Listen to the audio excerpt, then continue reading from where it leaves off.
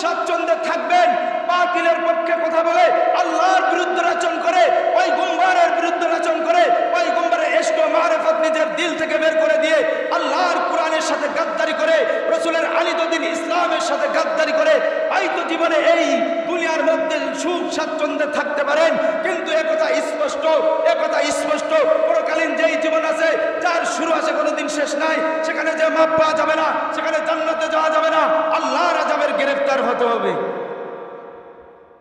এই জন্য বলি, যদি আখিরাতের সুখ চান, আখিরাত আল্লাহর দিদার চান, আপনি যে হাউজে কাউসারের পানি খেতে চান, নবী মুহাম্মদুর রাসূলুল্লাহর শাফায়াত পেতে চান, আল্লাহর তৈরি ওই নিয়ামতপূর্ণ জান্নাতে যদি যেতে চান, তাহলে এই ইসলাম ছাড়া, আল্লাহর রাসূলের অনুসরণ ছাড়া আর দ্বিতীয় কোনো পথ আর পন্থা নেই।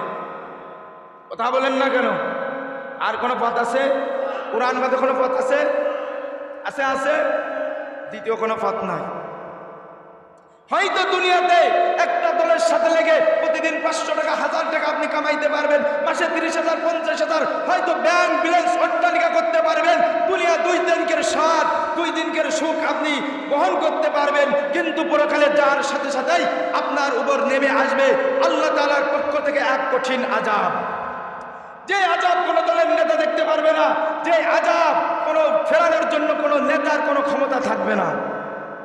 এই আযাব ফেরানোর ক্ষমতা আল্লাহ পাক রব্বুল আলামিনের আছে, এবং তার নবী মুহাম্মদুর রাসূলুল্লাহ সাল্লাল্লাহু আলাইহি ওয়াসাল্লামের আনিত এই কোরআন সেদিন ওই আযাব থেকে মানুষকে হেফাজত করবে। সুবহানাল্লাহ।